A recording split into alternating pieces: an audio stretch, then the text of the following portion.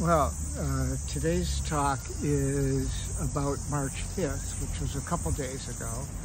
We were in Nelson, and we're still in Nelson.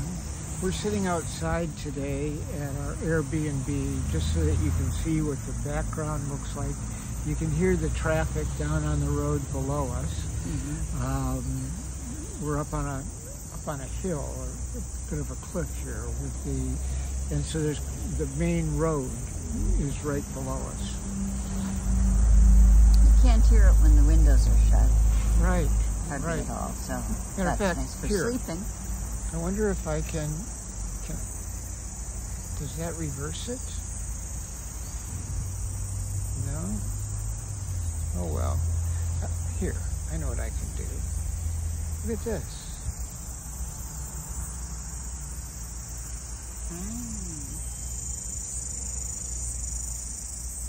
Yeah, that's our Airbnb there.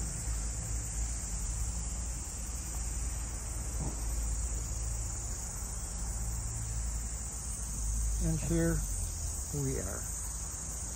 So, we're talking about March 5th. We had arrived here in Nelson the night before, and we wanted to drive out to the Abel Tasman National Park to get water taxi tickets. And we had also thought we would go on to a place called Takaka, which our host's son described as different. That was intriguing. Yes, and I heard him say hippies kind of disdainfully. But also, there was a place called the Mussel Inn there, where they serve green-lipped mussels, which this area is famous for, but we haven't seen on the menu anywhere. Hardly at all. So anyway, we were going to go to the Mussel Inn and take a look at Takaka, and there were a couple short walks, although if the rain held up, we probably weren't going to do this. Right. So we get up in the morning, we walk down about 5 minutes down the road and got some coffee at Raglan Roast, and we went to a patisserie down there and got some Pain chocolat. Some chocolate croissants. And then we came back, and I did some stretching exercises. I was finally able to have a place where I could stretch out my back, and it made a huge difference. And then we drove off to Marahau to get the tickets. Which was supposedly on the way to Taki or whatever the name is. Okay. Takaka, right. Takaka, right. So we did make it to Marahau. It was only a slightly harrowing drive. Not as bad as some.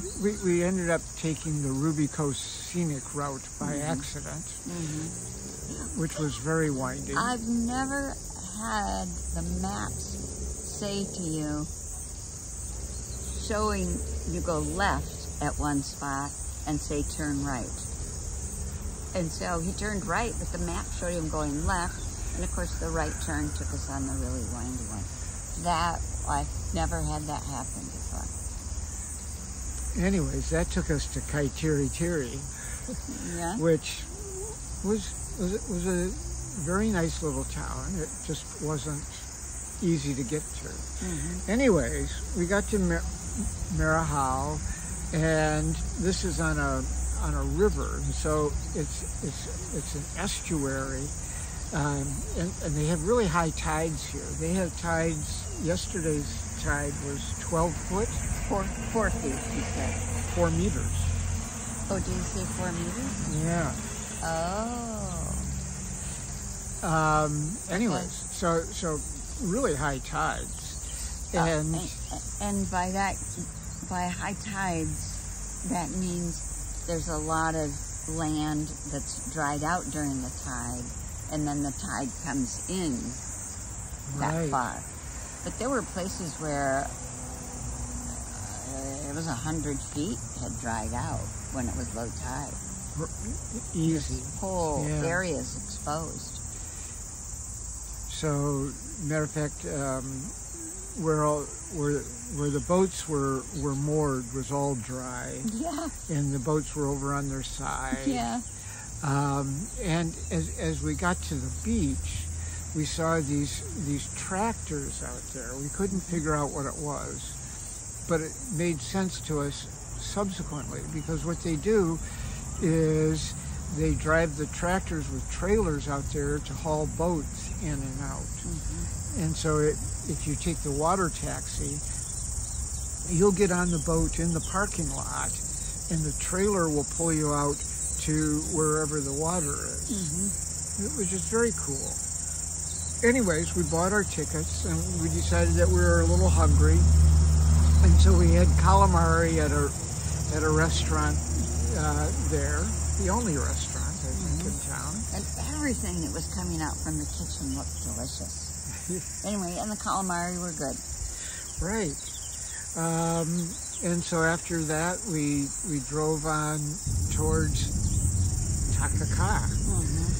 And it was windy and twisty and rainy, and there was trucks, and there was... And drop-offs.